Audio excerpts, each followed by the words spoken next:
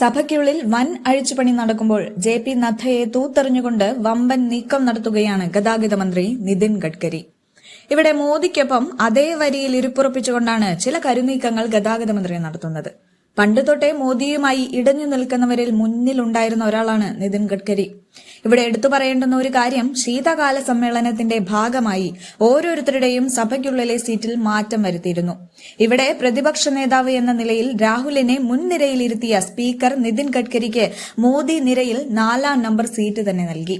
എന്നാൽ ആദ്യത്തെ ക്രമമനുസരിച്ച് ശിവരാജ് സിംഗ് ചൌഹാനൊപ്പം 58-ാം നമ്പർ സീറ്റിലായിരുന്നു നിതിൻ ഗഡ്കരി ഇരിപ്പുറപ്പിച്ചിരുന്നത്.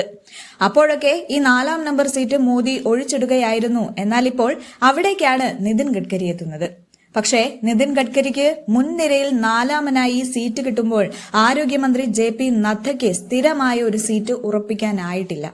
സത്യം പറഞ്ഞാൽ മോദിക്ക് ഇതൊരു വലിയ പണിയാണ്. കാരണം സീറ്റിംഗ് ക്രമത്തിൽ ഭരണപക്ഷത്തടക്കം വലിയ മുറുമുറുപ്പുകളാണ് ഉണ്ടായിട്ടുള്ളത്. TDP MP M Srinivasulu Reddy കഴിഞ്ഞ ദിവസം ചോദ്യോത്തരവേളയിൽ വിയോജിപ്പ് പരസ്യമായി പ്രകടിപ്പിച്ചിരുന്നു. 5 തവണ MP ആയ അദ്ദേഹത്തിന്റെ സീറ്റ് പിന്നിലായതിന്റെ പരിഭവമാണ് പങ്കുവച്ചത്.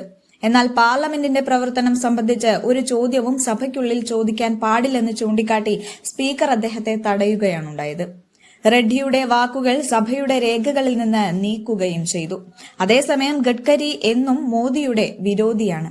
കഴിഞ്ഞ ലോക്സഭാ തെരഞ്ഞെടുപ്പ് കാലത്ത് മോദി പുറത്തിറക്കിയ പ്രകടന പത്രികയോട് മുഖം തിരിച്ച് സ്വന്തമായി പ്രകടന പത്രിക പോലും തയ്യാറാക്കിയാണ് ഇതേ ഗഡ്കരി മോദി വിരോധം തീർത്തത്. RSSുമായി അടുത്ത ബന്ധമുള്ള ഗഡ്കരി ഇത്തവണത്തെ മഹാരാഷ്ട്ര തെരഞ്ഞെടുപ്പ് സമയത്തും മോദിയെ മഹാരാഷ്ട്രയിൽ നിന്നും തീർത്തും അകറ്റി നിർത്താനുള്ള എല്ലാ പണികളും ചെയ്തു വെച്ചിരുന്നു. അതുകൊണ്ടുകൂടിയാണ് മഹാരാഷ്ട്ര തെരഞ്ഞെടുപ്പിന്റെ വിജയം മോദിക്ക് അവകാശപ്പെട്ടതല്ല എന്ന് പറയാൻ കാരണം.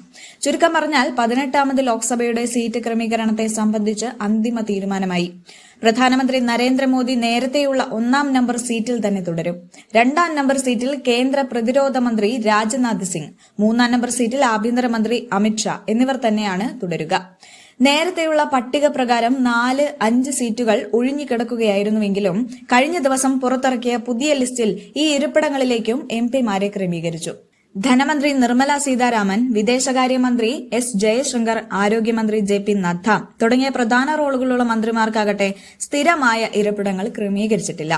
അതേസമയം മുതിർന്ന പ്രതിപക്ഷ നേതാക്കൾക്ക് മുൻനിരയിൽ തന്നെയാണ് സീറ്റുകൾ ക്രമീകരിച്ചിട്ടുള്ളത്. പ്രതിപക്ഷ നേതാവായ രാഹുൽ ഗാന്ധിക്ക് സീറ്റ് നമ്പർ 498 നൽകിയിട്ടുള്ളത്. സമാജ്വാദി പാർട്ടി നേതാവ് അഖിലേഷ് യാദവ് സീറ്റ് നമ്പർ 355-ലും തൃണമൂൽ കോൺഗ്രസ് നേതാവ് സുദീപ് ബന്ദോപാധ്യായ 354-ാം സീറ്റിലുമാണ് ഇരിക്കുക. 497-ാം നമ്പർ സീറ്റിൽ Congress general secretary KC Venugopal Rahul ഗാന്ധിയുടെ തൊട്ടടുത്തായി തുടരും. കോൺഗ്രസ് നേതാവും വയനാട് MP-യുമായ പ്രിയങ്ക ഗാന്ധി 4-ാമത്തെ നിരയിലെ 517-ാം നമ്പർ സീറ്റാണ് ക്രമീകരിച്ചിട്ടുള്ളത്.